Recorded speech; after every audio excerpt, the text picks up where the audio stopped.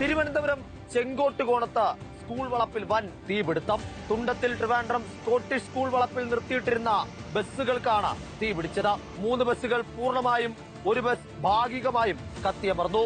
ബസ്സുകൾക്ക് ആരോ മനഃപൂർവ്വം തീവച്ചതാണ് എന്ന സംശയത്തിലാണ് സ്കൂൾ അധികൃതർ.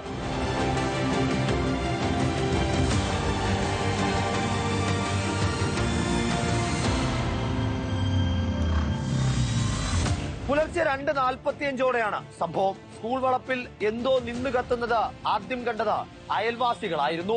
അവർ തന്നെയാണ് ഫയർഫോഴ്സിനെ വിവരം അറിയിച്ചതും. ഈ സമയത്ത് സ്കൂളിൽ ഒരു സെക്യൂരിറ്റി ജീവനക്കാരൻ മാത്രമേ ഉണ്ടായിരുന്നുള്ളൂ.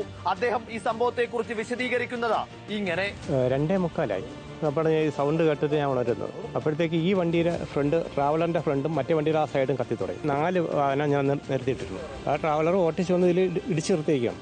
അതിനുശേഷം ഞാൻ ഗേറ്റ് തുറന്ന ശേഷം ഇതിനോട്ട് ആൾ ഇറങ്ങിയുള്ളൂ. ഗേറ്റ് പൂട്ടിയേക്കാണ്, കത്തുന്നതാണ് കാണുന്നത്. ഒരു നിമിഷം കൊണ്ട് തന്നെ ആടി വളർന്നു. സംഭവത്തിൽ ദുരൂഹത ആരോപിക്കുകയാണ് സ്കൂൾ അധികൃതർ.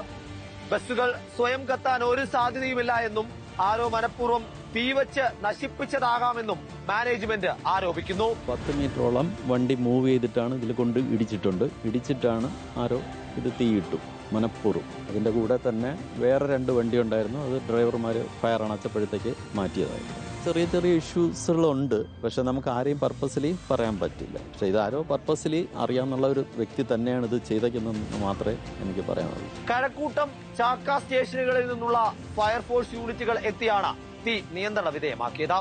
തീപിടുത്തത്തിന് പിന്നിലെ കാരണം ഇതുവരെയും വ്യക്തമല്ല. കഴക്കൂട്ടം പോലീസ് കേസെടുത്ത് അന്വേഷണം ആരംഭിച്ചിട്ടുണ്ട്.